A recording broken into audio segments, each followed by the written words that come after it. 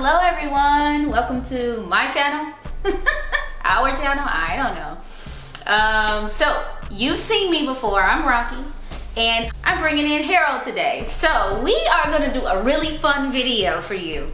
What are we doing?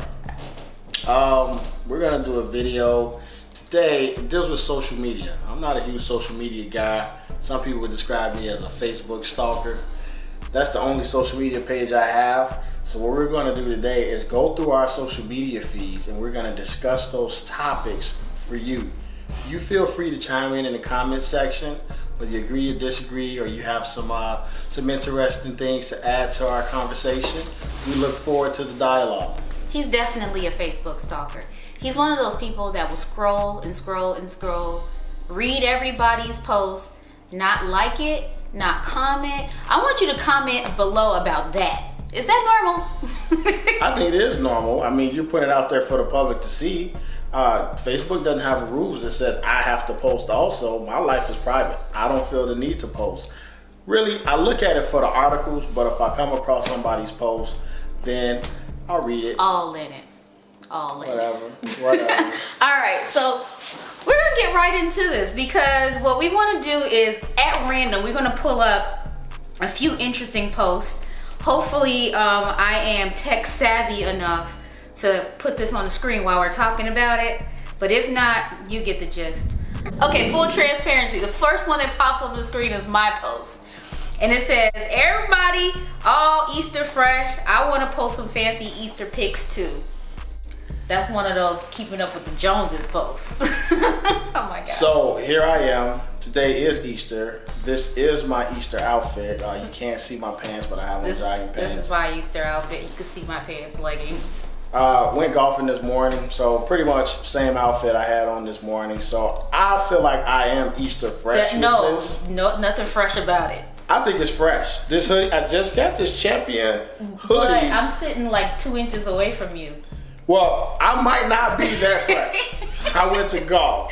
But I got this Champion hoodie maybe a week or two ago. So it's pretty new. I feel like it's pretty fresh. It's just that, you know, on social media, you follow everybody and you see everyone, you know, posting their life highlights. Everyone's out with the pretty brand new clothes, nice colors, the sunny day, their families. I want to be I feel like I'm missing out. So let me tell you my Easter fresh story and why I do not dress up for Easter anymore. Back in grade school, which seems like a lifetime ago, one of my close friends, he convinced me to purchase one of those fancy starter sweaters. You know, it started with the S and a star on the back, and it was a Utah Jazz, purple and white. And you know, I'm not big for matching, especially with guys wearing matching clothes, but I went along with it. So we're wearing our starter sweaters out, and we're at a park, and we happen to have these sweaters on, and someone said something a little derogatory towards us. We said something back. Long story short, we ended up hiding out in the backseat of a car while a mob of people were looking for us. So it was then and there in that back seat, cuddled up next to one of my closest friends, fearing for our lives. And I said, you know what? This Easter stuff, this dressing up stuff, it's just not for me. So from that point on, never dressed, and I definitely have never matched clothes with anyone else since then. I'm guessing the term wasn't twinsies. Far from it. Okay, I have one here. Breaking news. Today, at the age of 97, the beloved actress, animal rights activist, author, comedian, radio host, singer, and television personality, you've guessed it, Betty White. She's still alive and well. Still alive and well. Carry on. Carry on. She still keeps going. The way it was, I'm peeking over his shoulder. I'm like, oh no, Betty White died. Did not. No, and we know Betty White from the Golden Girls fame. You know, every morning I wake up to the Golden Girls theme song because my wife, for whatever reason, does not like to sleep with the television off. So I get introduced to Betty White over and over again every morning. Every morning. I have one, it seems a bit serious, but it's one of those ones that's, well, let's talk about it. I'm always curious to understand what people are trying to gain from posts like this. Is it sympathy? Is it, you know, some words of encouragement to help them cope? Is it attention? It's somewhat cryptic, but still, you know, gives you a little information. It says, life is so precious, it can be taken away in the blink of an eye. Lost a friend last night due to drinking and driving, and I'm just livid for my friends and his family. I'm sorry that you guys have to go through this. I'm sorry he was taken from you. guys, mistakes like these cost people their lives, and now it's too late. So you post this and it's sort of out into the universe and into the world. And I'm wondering, like, when people post things like this, is it, you know, they just need to get it out in some way? Are they looking for attention? Are they hoping that you have words for them to make them feel better? Or like, why do they post these things? Like, that's something so personal. I would say, in my opinion, it's therapeutic when you do that. It's good to get it out, and when you put it on social media, it's really just throwing that out into the universe. And my condolences to that person and the person's family and the friends and whatnot. You never want to experience someone being taken so suddenly. All right, the next one here we have is 60% of married women don't really love their husbands. They're just happy to be married. That's sad, actually. I love my husband. Just to put it out there. Not because he's watching me. I'm watching the side of my head right now. But no, really, I do. And that's actually pretty disheartening to hear that you just want to check that box and have that status of being married. I once heard someone say that, you know, I don't know if you're familiar with the term being thirsty. That means you're really eager and anxious, and you will lower your standards just to get whatever it is that you're, you know, going after. And you can use thirsty to describe women or men going after someone of the, you know, just someone they are interested in. And someone said that the thirstiest women are married women. They will allow themselves to be treated any kind of way, be in a relationship with someone that they aren't really happy to be with, just so that they can have that title or show, you know what I mean, that checkbox and say that they're taking somebody wants me, somebody loves me. Whether that's true or not, you know, even just because you're married, you know, doesn't mean that's the case. But I was actually pretty shocked to hear that, and it saddened me to hear that. But then when I sat back and thought about it, might be some truth to that. Yeah, it may be. I mean, as humans, we desire companionship, and I think that, you know, there are a lot of women and probably men also out there who just want companionship and want to have that illusion of stability. And a lot of times they look at marriage as the point of stability. But for me, you know, I was fortunate enough to marry my high school sweetheart and my best friend. And, you know, for us, it seems like the more I read about these things, like I read about things that marriage is a partnership, or people are married for financial reasons, or whatever it may be. And I think marriage is very sacred, and I don't think you should marry for anything other than actual love. Now, you all can comment, tell me what you all think about that stance on things, but in my opinion, I think you should marry for love. And to have over 50%, over half of women just marrying because they don't really love their husbands, they're just happy to be married. I just think that's a really alarming percentage. I don't know where this stat came from, so I don't know if it's true or not, but nonetheless, it was on our Facebook feed, so we felt that we would discuss it.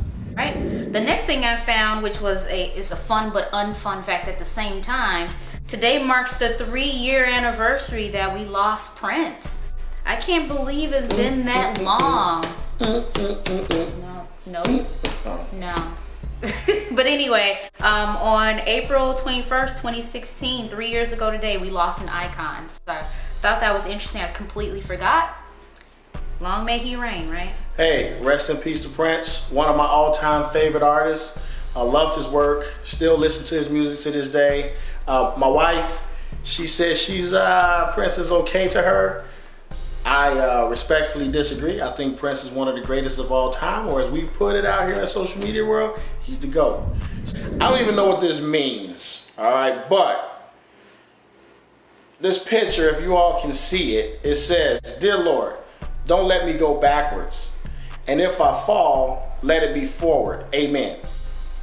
What does that mean? I guess if you're failing, you don't want to go back to old ways. You're trying to move forward. So if you fall, if you do make a misstep, hopefully you fail up. Oh, okay. I thought it was something with black girl's hair. So. Oh, because of the picture? Because of the picture, yeah. So I'm like, I don't know what this means. Yeah. But my wife got philosophical on me. I'm looking, I'm like, oh yeah. Yeah, I think you just don't want to, lose ground if you fail, and you want to fail up in a way, so.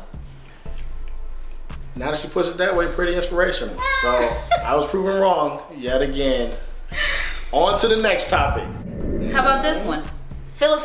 You know what? Social media is full of philosophers. Where'd they all come from? Huh? Were they born philosophical and stuff? All right. You don't lose friends. You lose undercover haters. Real friends can never be lost.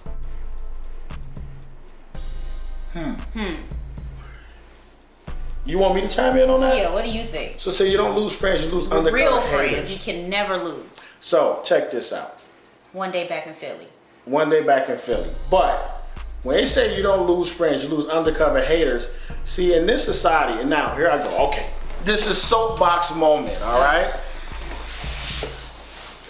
In this society now, what I've noticed on Facebook is a lot of people support people, even if their stance is wrong, because they have supporters there. So when you have a true friend who goes against your point of view, guess what you label them as? A hater.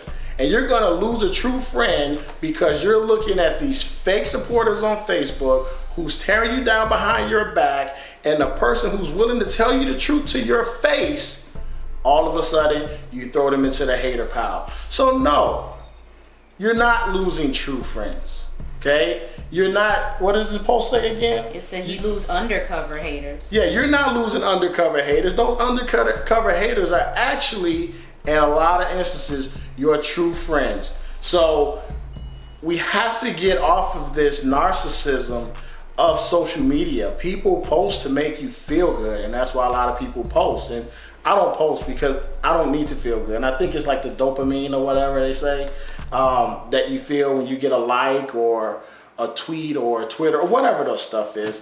But my point is this. If they don't agree with you, then all of a sudden they're a hater. Again, comment, let me know what you think. I am off my soapbox now. All right, that was actually a good perspective. I was gonna agree with this until you broke it down. So yes. Thank you. Now, this is a hot topic. I've been following it in the news. I watch the news every night. As a matter of fact, I don't know if you all out there in YouTube land know what news stands for. My son told me news stands for notable events, weather, and sports. Don't say you didn't learn anything from this channel. So this case about the college admissions scandal with Felicity Huffman and I forget the other lady's name, but the feds will seek 4 months jail time for Felicity Huffman for bribing her daughter into college. And why do you have to bribe your child into college? And it was USC. Was it USC? It was USC. It was USC, right? It was USC. Come on. How about like not Harvard or Yale? Come on. Princeton. Let's be realistic here. Okay? Jeez. All right. So I guess it was to give, her daughter a better life, right? Mm-hmm. But then on the flip side of things, and you see the screenshot here, Tanya McDowell got 12 years for sending her son to the wrong school district. Kelly Williams Bowler got 3 years and a $30,000 fine for sending her daughters to the wrong district. Now, the difference in these two, outside of money, I'm assuming, is color. So how do you feel about that? I feel that's completely unfair. And the circumstances, the reasons why they did it, the intent is completely different. The women of color that you present in your example were doing it because they didn't have any other options, right? They couldn't pay tuition. If they could gladly pay for a private school, they would have done that. So they didn't have options, so they kind of bent the rules, bent the system, went around the system, used someone else's address so that they could, go to a better public school at that. It's not like they're not paying taxes at all. It's just they happen to live outside of where those taxes would be benefited from, whatever. But it's not even like they weren't paying. They're paying taxes. And it's because they didn't have options. Now, those celebrities with all that money, they do have options. They just didn't want the ones that were there for them. It's not like they couldn't go to any college at all. It's lazy. You know what I'm saying? Yeah, it's lazy. So they'd rather just pave the way for their children. How about you should have used that money to get them tutoring? How about get them, you know what I mean? You could have used that $500,000 in a better way than to bribe somebody and let them into the college. If you would have done the right thing beforehand with all that money you have, they would have gotten into any school they wanted to on their own. Right, and when you really think about it, if you can pay $500,000 plus to get your kid into the school, does it really matter? What are you doing it for? Is it to be able to brag on your kid at the next cocktail party? Because if you're paying $500,000, I don't think giving them a better life is at the top of your priority list. They have a pretty good life if you can do that. You could have just given them the $500,000 and they would have been straight. Yeah, and the other thing, right? I know, give it to me, I'll be fine. Mm-hmm. The other thing is this, with the other moms who were fined in jail for such a long time, you know, from my opinion, I feel like when it comes to education, and we're talking about public education here, I feel like it is definitely it's not distributed correctly. Yeah. And you know, when you look at certain neighborhoods and those tax dollars are paying for schools of the same population, but those kids are getting 3 and 4 times as much as a kid in an underserved area. I think equality starts with education. And in order to create more equality, I feel like we need to evenly distribute the money from different neighborhoods. And I know there are certain states that that's doing that already. So I'm gonna end on one more of an inspirational one maybe, if you think about it. And it says, be who you needed when you were younger. Right? Mm-hmm. So when you think about you as the younger you, and you were looking for you were looking for mentors and people that you could look up to, and you know what I mean, like that's who you need to be, because there's always young people looking. Whether you're a parent or not, there's always somebody looking to emulate you, mimic you, look for example, draw down inspiration, all of that. So this is like encouraging you and daring you to be that person you needed when you were younger. And I think that's pretty dope to see that. Yeah. I don't know how many people are actually moved to look at themselves and say, am I that person? But how about you? Hey, I like that quote a lot, and it reminds me of a quote I saw on Facebook, and I'm paraphrasing here, but it's a dad talking to his son, and the dad tells the son, did you see that one? I don't know. It says, be careful, be careful where you walk. And the son told the dad, you be careful where you walk because I follow in your footsteps. Very powerful stuff. We are role models. There's someone always watching you. The way you talk, the way you act, the way you conduct yourself, you may not even know it. Me as a football coach, we